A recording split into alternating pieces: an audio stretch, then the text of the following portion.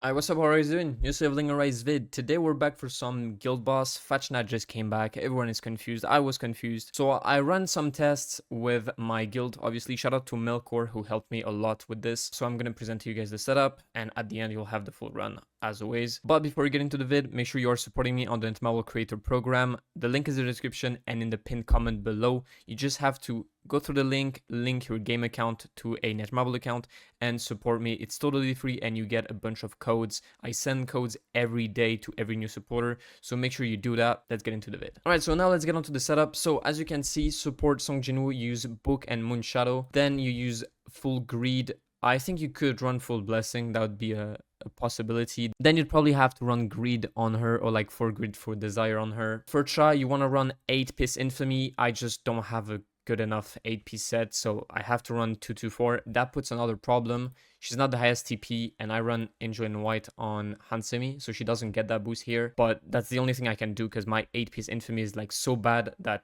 even without the Angel in White buff, this set is better. So if you can, you should run full Infamy. It's gonna be better, and she will be able to be the highest TP. For Maylin, for 1-hit kill, for Sylph, fairly easy, just like the pod setup basically. And for the team 2, you want to run 4 Curse, 4 Expert on Light Cha, full Greed on Ana, and then, like I said, Angel in White and Firepower for Hansemi. You can run Seo instead of Cha. I had better result with Cha though. So for the skills on Song Jinwoo, I ran Vacuum Wave and Cold Ice. You can run Breach, but I had a way worse result with Breach. Cold Ice was actually pretty much like the best I got. And then for the QT, I went with Ice Strike and Surprise Attack. You can just not run Surprise Attack and maybe run Thunderstorm. It won't do that much damage though, so like it doesn't really matter. I actually ran Surprise Attack to stack up my Greed faster, honestly. And then Ice Strike is just so you can get in front of the boss much easier. If you don't have any problem with getting like Shadow Steps and getting in front of the boss and whatnot, you can just run over Shadow, that works too. So for the blessings, you kind of go full support as well. So We Are One, Reawakening, and Bloodlust, and at the end I just went with Sharp Perception. I don't think there's much better than that. I tried a bunch, it wasn't really good.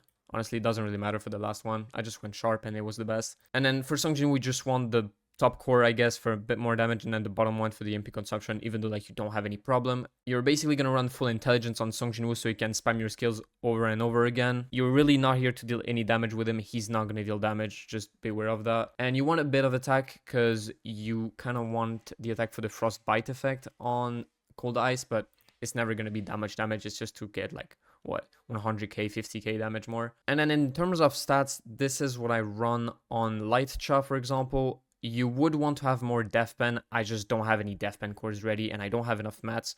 So that's what I had to run for now. I feel like if you could get like 15 to 20% Death Pen and lower a bit the damage increase, it's not that bad. So yeah, realistically, that's what you would want. I think for Fatchna, you would want to have like 20-20 instead of having like 10 and 30. Those were the stats on my Seorin. So here's same thing. If I could remove a bit of like crit damage increase to get a bit more Death Pen, I think it would be better. The crit rate, you want around 9k, and then HP as high as possible. She has like a lot of HP, obviously. Water Chai is actually how your stats would like to look like. So obviously, you don't need that much crit rate on her. She has like a lot from her passive. Critical damage around 200%, that's fine. And then as you can see, 25% Death Pen and 25% damage increase. That's basically like the good balance, I feel like, and that's what gives her the most damage. And then she has like, what, 41k defense? It's not too bad. MP consumption reduction, I have 4k.